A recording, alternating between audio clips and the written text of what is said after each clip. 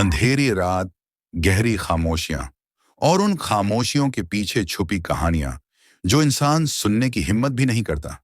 स्वागत है Roshan horror story में, जहां हर कहानी एक नया डर है, हर मोड़ पर एक नई परछाई और हर आवाज के पीछे कोई ना कोई मौजूद होता है। अगर दिल मजबूत है और रातों को जागने का शौक है तो बैठिए, क्योंकि कहानी अभी शुरू होती है। रात का डर अभी शरीर में बाकी था, लेकिन सुबह की रोशनी ने घर को थोड़ा सामान्य सा महसूस करवाया। अभिषेक ने खुद को संभाला और सोचा, जब तक सच नहीं पता चलेगा ये डर खत्म नहीं होगा। लेकिन उसे क्या पता, जो सच वह खोजने वाला है वह उसकी सोच से भी ज्यादा खतरनाक, ज्यादा रक्त जमा देने वाला और ज्यादा व्यक्तिगत था। सुबह का मौसम ठंडा था, धूप कमजोर, जमीन गीली और हवा भारी। अभिषेक गांव में घूमने निकला। उसे यह देखने की जरूरत थी कि क्या सच में गांव में लोग रह भी रहे हैं या नहीं। पहला घर, दरवाजा टूटा हुआ, अंदर बर्तन फर्श पर बिखरे, बिस्तर से कंबल ऐसे लटका हुआ जैसे कोई जल्दी में उठा हो। दूसरा घर, अंदर चूल्हे पर आधी जली लकड़ियां, पर लोग कहीं नहीं। तीसरा घर, दीवारों पर खरोंच, मानो किसी ने नाखूनों से दीवारें फाड़ी हों। अभिषेक की सांसें भारी होने लगीं। वो फुसफुसाया, क्या सब लोग सच में गायब हो गए? और तभी किसी ने उसके कंधे पर हाथ रखा। अभिषेक चौंक कर मुड़ा। महेश काका। काका बोले, तू बाहर क्या कर रहा है? मैंने कितना मना किया था। अभिषेक लगभग चिल्ला पड़ा, काका मुझे सच्चाई जाननी है। नंदिनी के साथ क्या हुआ था? लोग कहाँ गए? मेरे माँ बाप कहाँ हैं? काका ने चारों तरफ घबरा कर देखा, फिर उसे अपने घर में ले आए और दरवाजा कसकर बंद कर दिया। घर में फीकी धूप, टूटी खिड़कियां और हवा में तांबे जैसे गंध का एहसास था। महेश काका ने भारी आवाज में कहा, जो कहानी तूने सुनी है वो अधूरी है बेटा। अभिषेक की आंखों में सवाल। महेश काका ने आगे कहा, लोग कहते हैं नंदिनी ने खुदकुशी की, पर असल में। काका ने गहरी सांस ली। उसकी मौत हत्या थी। अभिषेक के हाथ से कप गिर गया। कब? किसने? काका ने धीमे कहा, गांव वालों ने। अभिषेक का दिमाग चक्कर खाने लगा। लेकिन क्यों? काका की आंखें नम हो गईं। गांव में एक पुराना विश्वास है कि जो लड़की 18 की उम्र में शापित तालाब के पास रोती हुई दिख जाए, वह अपशकुन बन जाती है। उसकी परछाई गांव के लोगों को अपनी तरफ खींच लेती है। गांव वाले डर गए और एक रात, काका की आवाज रुक गई, गला भर आया, उन्होंने नंदिनी को पकड़कर तालाब में डुबो दिया। अभिषेक की आंखों के सामने अंधेरा छा गया। ये क्या बोल रहे हो आप? नंदिनी ऐसी नहीं थी। वो तो। काका ने बीच में ही रोकी, वो बेचारी निर्दोष थी बेटा, लेकिन गांव वालों ने डर में पाप कर दिया और उसके बाद से जो भी नंदिनी की आवाज सुनता है वो मर जाता है या गायब। अभिषेक की आंखों में आंसू थे। उसका दिल टूट चुका था। उसे समझ ही नहीं आ रहा था, दर्द ज्यादा हो रहा है या डर। महेश काका ने आगे कहा, और तेरे माँ बाप, उन्होंने नंदिनी के लिए आवाजें सुनी। अभिषेक की सांसें रुक गईं। मतलब? काका ने धीरे कहा, तेरे माँ बाप ने नंदिनी की चीखें सुनी। वो रात को निकल पड़े तालाब की तरफ। अभिषेक का शरीर सुन्न हो गया। हमने सिर्फ इतना देखा, तेरे माँ बाप तालाब के किनारे गए और फिर धुंध में गायब। अभिषेक की आंखें गुस्से और दर्द से लाल हो गईं। उसके अंदर कुछ टूट गया था। अब यह सिर्फ डर की कहानी नहीं थी, ये बदले की कहानी बनने लगी थी। दोपहर ढल रही थी। अंधेरा फिर गांव को धीरे धीरे निगल रहा था। महेश काका ने कहा, अब तू घर जा। आज रात किसी भी हालत में बाहर मत निकलना। तेरे नाम की पुकार आज तेज होगी। अभिषेक को लगा काका मजाक कर रहे हैं। आज तेज? क्यों? काका का चेहरा सफेद पड़ गया। आज उस रात की बरसी है जिस रात नंदिनी मरी थी। अभिषेक के पैरों तले जमीन खिसक गई। वो घर पहुंचने लगा, लेकिन जैसे ही वह पुराने तालाब के पास से गुजरा, हवा का एक झोंका आया, ठंडा, तेज, बदबूदार। पानी की सतह पर हल्की लहरें उठीं और तालाब के बीच में एक लड़की की परछाई दिखाई दी। लंबे बाल पानी में डूबे हुए, चेहरा छुपा हुआ और होंठों से एक डरावनी धुन, अभी मेरे पास आओ। अभिषेक वहीं जम गया। तालाब की सतह पर पानी हल्का हल्का लाल होने लगा, जैसे कोई भीतर से ऊपर आ रहा हो। और एक पल में परछाई अचानक गायब। तालाब फिर शांत। अभिषेक ने सांस रोकी। उसे साफ महसूस हुआ, नंदिनी आज रात उसे लेने आएगी। और यह रात बाकी सभी रातों से ज्यादा भयानक होने वाली थी। बरसी की रात भुनाहा गांव पर काल की चादर की तरह उतर चुकी थी। आसमान में चांद था, पर इतना फीका कि लगता था जैसे वह भी इस रात से डर रहा हो। हर घर अंधेरे में डूबा, हर गली सुनसान। सिर्फ अभिषेक का डर और नंदिनी की पुकार की परछाई। अभिषेक घर में दाखिल हुआ, दरवाजा कसकर बंद किया। सारी खिड़कियां रुक रुक कर हिल रही थीं, जैसे हवा ने पंख लगाए हों। उसने घड़ी देखी, 11:07 रात। बस 1 घंटा, अभिषेक ने सोचा। कहते हैं बरसी पर 12 बजे तालाब जागता है, लेकिन असल में तालाब नहीं, नंदिनी जागती थी। कमरा अंधेरा था। मेज पर जल रही एक छोटी सी लैंप फ्लिकर कर रही थी। पहले पीली रोशनी, फिर नीली, फिर लाल, जैसे कोई अदृश्य हाथ उसे छू रहा हो। अभिषेक कांपते हाथों से बैग में से मोबाइल निकाला। सिग्नल नहीं, नेट नहीं, कुछ भी नहीं। सिर्फ इस गांव का काला सच और उसका अकेलापन। अचानक किसी चीज ने दीवार को खरोंचा। सिस्सम, धीमी, लंबी, हड्डियां जमा देने वाली आवाज। अभिषेक धीरे धीरे दीवार के पास गया। उसे पहली बार लगा कि हवा में मिट्टी और सड़न की गंध है, मानो कोई गीला शरीर कमरे में घूम रहा हो। दीवार पर ताजी उंगलियों के निशान उभर आए। ABHI। अभिषेक पीछे हट गया। दिल की धड़कन गले में आ गई। निशान यही नहीं रुके, धीरे धीरे SHE के भी बन गए। ये उसका पूरा नाम था, जैसे किसी ने गुस्से, दर्द और तड़प में लिखा हो। अब दीवार पर साफ लिखा था AB शीशेक, और नीचे खून जैसे गहरे लाल रंग में। आ जाओ। अभिषेक की आंखें भर आईं।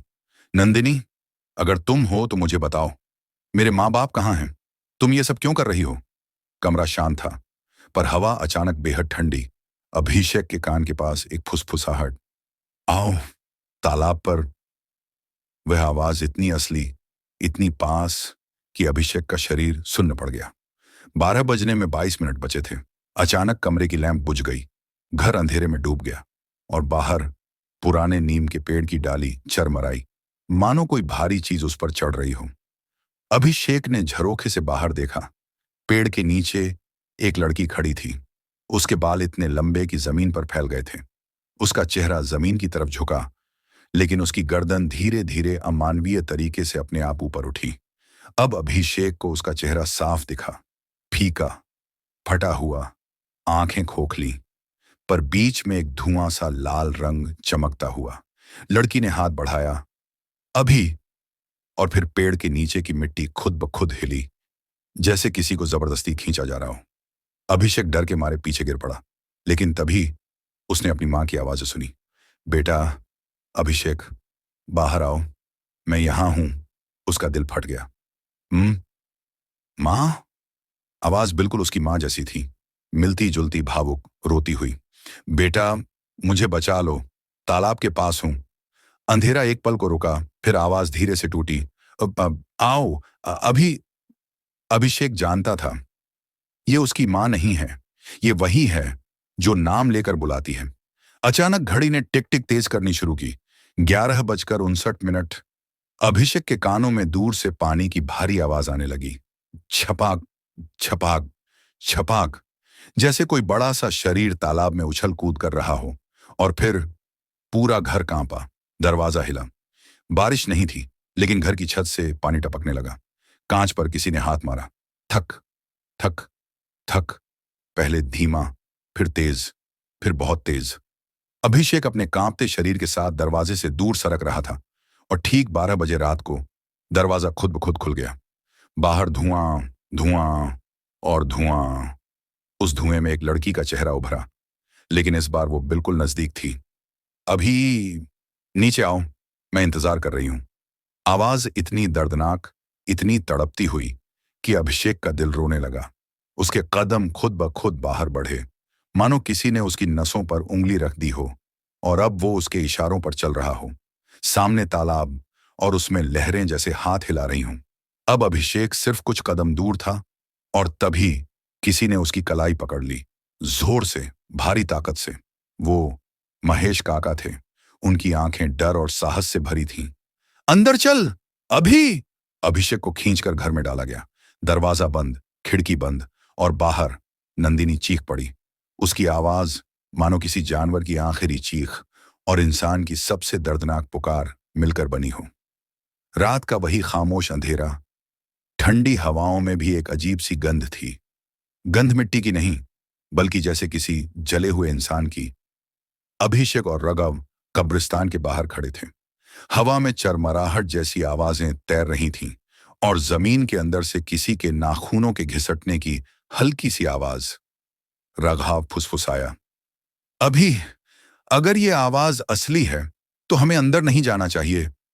लेकिन अभिषेक के लिए अब डर से ज्यादा गुस्सा था। उसकी नानी को जिस रात मारा गया, उसी रात एक अधूरी अधमरी चिल्लाहट जंगल से आई थी। वह सालों से उस आवाज को भूल नहीं सका था। आज वही आवाज। अभिषेक ने कांपते हाथों से पुराना लोहे का गेट खोला। गेट खुलते ही जैसे किसी ने अंदर से गहरी सांस ली हो। हवा ठंडी से बर्फ जैसी हो गई। चारों तरफ कफन की बू फैल गई। कब्रों की लाइनें अंधेरे में ऐसे लग रही थीं जैसे किसी ने जमीन पर काले मुंह वाले गड्ढे खोल दिए हों। अचानक थक थक थक किसी कब्र के अंदर से साफ आवाज आई। रघव का चेहरा सफेद पड़ गया। ये क्या है? कौन अंदर है? अभिषेक धीरे धीरे उस कब्र के सामने पहुंचा, जिसके पत्थर पर लिखा था, मीना देवी, 1984 से 2008 तक, यानी उसकी मां। रघव ने तुरंत अभिषेक का हाथ पकड़ लिया। ब्रो नो, ये इंसानी नहीं है, ये कुछ और है। पर अभिषेक घुटनों पर बैठ गया। उसकी सांस टूट रही थी, आंखों से आंसू बह रहे थे, और अंदर से फिर आवाज आई, अभिषेक मत खोल, वो आ जाएगा। आवाज उसकी मां जैसी थी, बिल्कुल वैसी ही, ठीक उसी टोन में, उसी दर्द के साथ वापस आ रही थी। कब्र की मिट्टी अपने आप खिसकने लगी, जैसे कोई हाथ अंदर से उठा रहा हो। रघव चिल्ला पड़ा, अभी आए, लेट्स रन, वो जीव है, इंसान नहीं। लेकिन अभिषेक अपनी मां की आवाज सुनकर टूट चुका था। वह मिट्टी हटाने लगा। नाखून टूट रहे थे, खून बह रहा था, पर वो खुद को रोक नहीं पाया। अचानक कब्र के अंदर से एक हाथ बाहर निकला।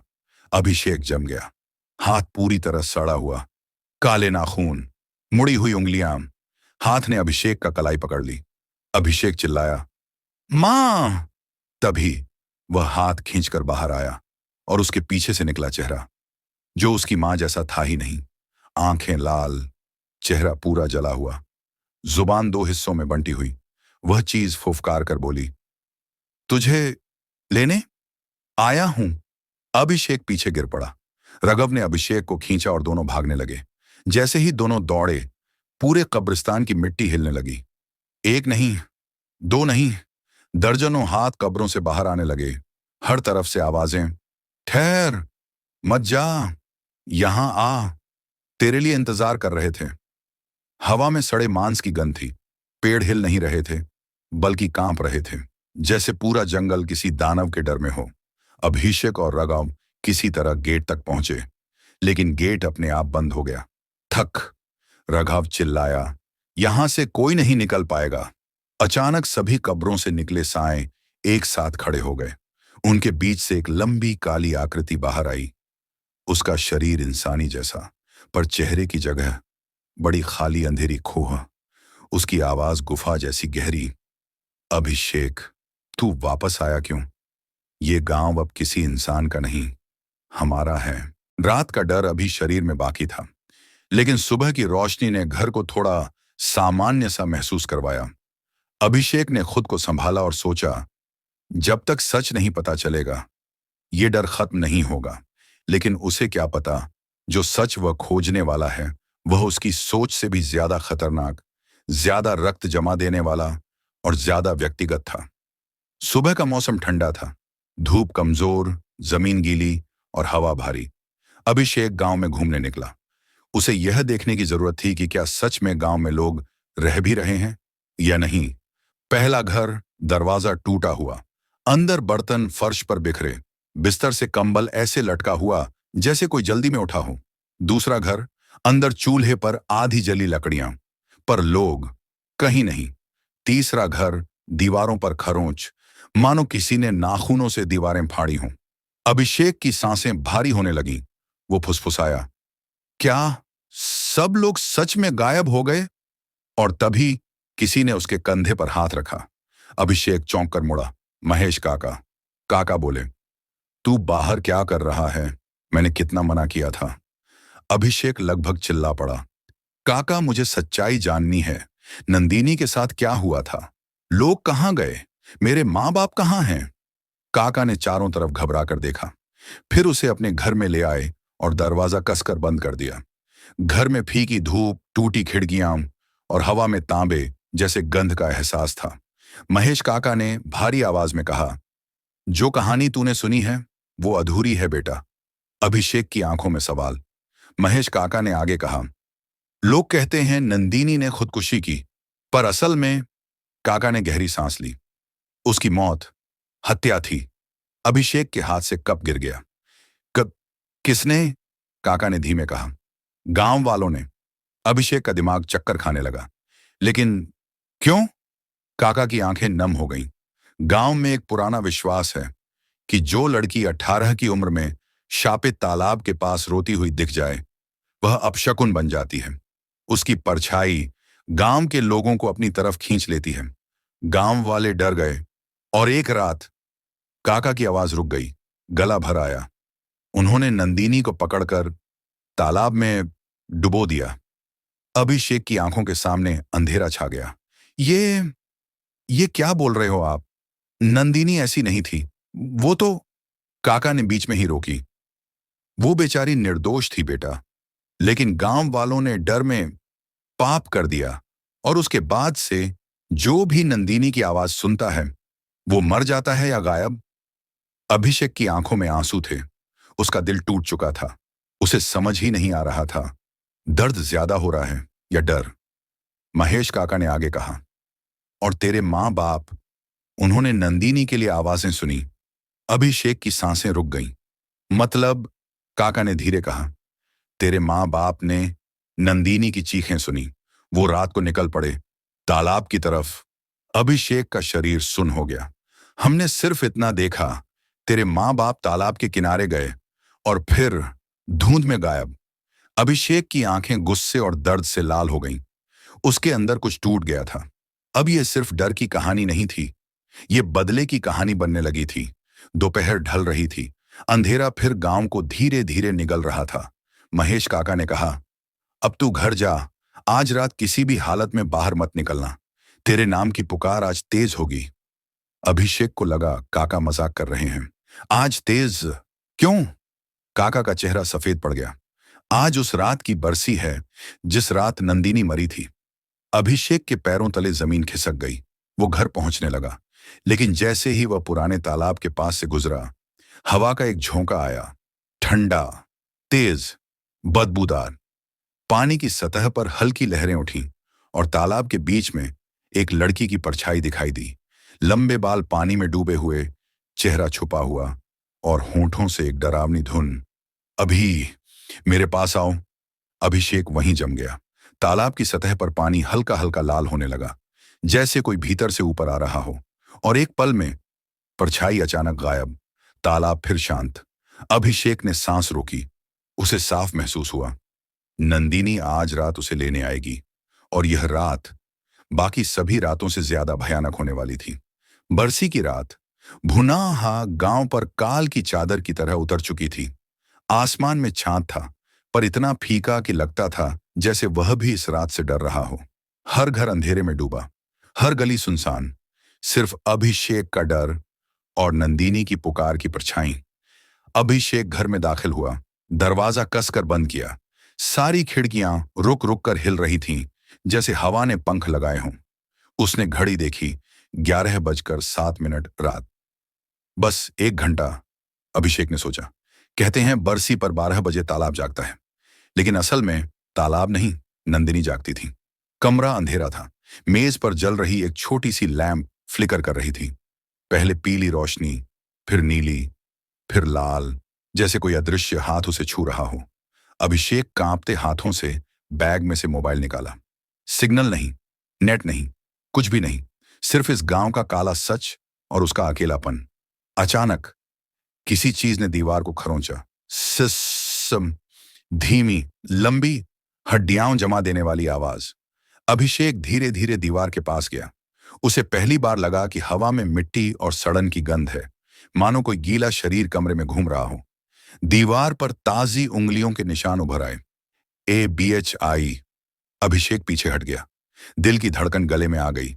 निशान यही नहीं रुके, धीरे धीरे SHE के भी बन गए। ये उसका पूरा नाम था, जैसे किसी ने गुस्से, दर्द और तड़प में लिखा हो। अब दीवार पर साफ लिखा था AB शीशेक, और नीचे खून जैसे गहरे लाल रंग में। आ जाओ। अभिषेक की आंखें भर आईं। नंदिनी, अगर तुम हो तो मुझे बताओ, मेरे माँ बाप कहाँ हैं? तुम ये सब क्यों कर रही हो? कमरा शांत था, पर हवा अचानक बेहद ठंडी। अभिषेक के कान के पास एक फुसफुसाहट। आओ। तालाब पर। वह आवाज इतनी असली, इतनी पास कि अभिषेक का शरीर सुन्न पड़ गया। 12 बजने में 22 मिनट बचे थे। अचानक कमरे की लैंप बुझ गई। घर अंधेरे में डूब गया और बाहर पुराने नीम के पेड़ की डाली चरमराई, मानो कोई भारी चीज उस पर चढ़ रही हो। अभिषेक ने झरोखे से बाहर देखा। पेड़ के नीचे एक लड़की खड़ी थी। उसके बाल इतने लंबे कि जमीन पर फैल गए थे। उसका चेहरा जमीन की तरफ झुका, लेकिन उसकी गर्दन धीरे धीरे अमानवीय तरीके से अपने आप ऊपर उठी। अब अभिषेक को उसका चेहरा साफ दिखा, फीका, फटा हुआ, आंखें खोखली, पर बीच में एक धुआं सा लाल रंग चमकता हुआ। लड़की ने हाथ बढ़ाया, अभी, और फिर पेड़ के नीचे की मिट्टी खुद ब खुद हिली, जैसे किसी को जबरदस्ती खींचा जा रहा हो। अभिषेक डर के मारे पीछे गिर पड़ा, लेकिन तभी उसने अपनी मां की आवाज सुनी। बेटा अभिषेक, बाहर आओ, मैं यहां हूं। उसका दिल फट गया। मां? आवाज बिल्कुल उसकी मां जैसी थी, मिलती जुलती, भावुक, रोती हुई। बेटा, मुझे बचा लो, तालाब के पास हूं। अंधेरा एक पल को रुका, फिर आवाज धीरे से टूटी। आओ। अभी। अभिषेक जानता था ये उसकी मां नहीं है, ये वही है जो नाम लेकर बुलाती है। अचानक घड़ी ने टिक टिक तेज करनी शुरू की। 11:59। अभिषेक के कानों में दूर से पानी की भारी आवाज आने लगी। छपाक, छपाक, छपाक, जैसे कोई बड़ा सा शरीर तालाब में उछल कूद कर रहा हो। और फिर पूरा घर कांपा। दरवाजा हिला। बारिश नहीं थी, लेकिन घर की छत से पानी टपकने लगा। कांच पर किसी ने हाथ मारा। थक, थक, थक, पहले धीमा, फिर तेज, फिर बहुत तेज। अभिषेक अपने कांपते शरीर के साथ दरवाजे से दूर सरक रहा था, और ठीक 12 बजे रात को दरवाजा खुद ब खुद खुल गया। बाहर धुआं, धुआं और धुआं। उस धुएं में एक लड़की का चेहरा उभरा, लेकिन इस बार वो बिल्कुल नजदीक थी। अभी, नीचे आओ, मैं इंतजार कर रही हूं। आवाज इतनी दर्दनाक, इतनी तड़पती हुई कि अभिषेक का दिल रोने लगा। उसके कदम खुद ब खुद बाहर बढ़े, मानो किसी ने उसकी नसों पर उंगली रख दी हो, और अब वो उसके इशारों पर चल रहा हो। सामने तालाब, और उसमें लहरें जैसे हाथ हिला रही हों। अब अभिषेक सिर्फ कुछ कदम दूर था, और तभी किसी ने उसकी कलाई पकड़ ली, जोर से, भारी ताकत से। वो महेश काका थे। उनकी आंखें डर और साहस से भरी थीं। अंदर चल, अभी। अभिषेक को खींचकर घर में डाला गया। दरवाजा बंद, खिड़की बंद, और बाहर नंदिनी चीख पड़ी। उसकी आवाज मानो किसी जानवर की आखिरी चीख और इंसान की सबसे दर्दनाक पुकार मिलकर बनी हो। रात का वही खामोश अंधेरा, ठंडी हवाओं में भी एक अजीब सी गंध थी। गंध मिट्टी की नहीं, बल्कि जैसे किसी जले हुए इंसान की। अभिषेक और रघव कब्रिस्तान के बाहर खड़े थे। हवा में चरमराहट जैसी आवाजें तैर रही थीं, और जमीन के अंदर से किसी के नाखूनों के घिसटने की हल्की सी आवाज। रघाव फुसफुसाया, अभी, अगर ये आवाज असली है तो हमें अंदर नहीं जाना चाहिए। लेकिन अभिषेक के लिए अब डर से ज्यादा गुस्सा था। उसकी नानी को जिस रात मारा गया, उसी रात एक अधूरी अधमरी चिल्लाहट जंगल से आई थी। वह सालों से उस आवाज को भूल नहीं सका था। आज वही आवाज। अभिषेक ने कांपते हाथों से पुराना लोहे का गेट खोला। गेट खुलते ही जैसे किसी ने अंदर से गहरी सांस ली हो। हवा ठंडी से बर्फ जैसी हो गई। चारों तरफ कफन की बू फैल गई। कब्रों की लाइनें अंधेरे में ऐसे लग रही थीं जैसे किसी ने जमीन पर काले मुंह वाले गड्ढे खोल दिए हों। अचानक थक थक थक किसी कब्र के अंदर से साफ आवाज आई। रघाव का चेहरा सफेद पड़ गया। यह ये क्या है? कौन अंदर है? अभिषेक धीरे धीरे उस कब्र के सामने पहुंचा जिसके पत्थर पर लिखा था मीना देवी 1984 से 2008 तक, यानी उसकी मां। रघाव ने तुरंत अभिषेक का हाथ पकड़ लिया। ब्रो नो, ये इंसानी नहीं है, ये कुछ और है। पर अभिषेक घुटनों पर बैठ गया। उसकी सांस टूट रही थी, आंखों से आंसू बह रहे थे और अंदर से फिर आवाज आई, अभिषेक मत खोल, वो आ जाएगा। आवाज उसकी मां जैसी थी, बिल्कुल वैसी ही, ठीक उसी टोन में, उसी दर्द के साथ वापस आ रही थी। कब्र की मिट्टी अपने आप खिसकने लगी, जैसे कोई हाथ अंदर से उठा रहा हो। रघाव चिल्ला पड़ा, अभी आई, लेट्स रन, वो जीव है, इंसान नहीं। लेकिन अभिषेक अपनी मां की आवाज सुनकर टूट चुका था। वह मिट्टी हटाने लगा। नाखून टूट रहे थे, खून बह रहा था, पर वो खुद को रोक नहीं पाया। अचानक कब्र के अंदर से एक हाथ बाहर निकला। अभिषेक जम गया। हाथ पूरी तरह सड़ा हुआ, काले नाखून, मुड़ी हुई उंगलियां। हाथ ने अभिषेक का कलाई पकड़ ली।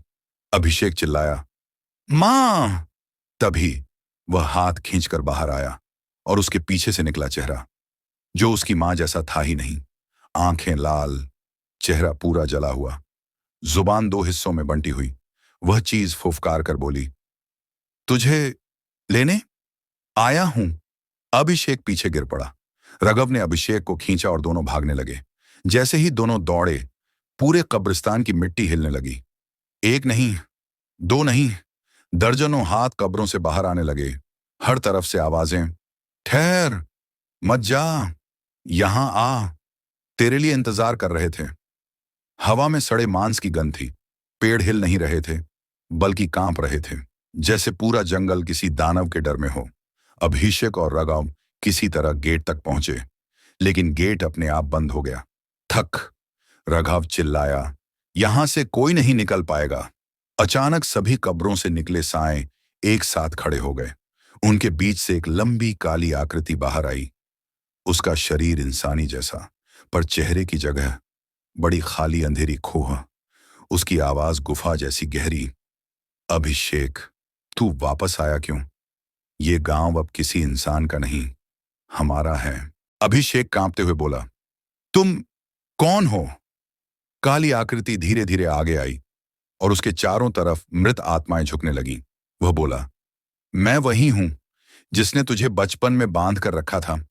तुम्हारी मां मुझे देवी समझती थी, पर मैं भूख हूं अभिषेक, मानव आत्मा की भूख।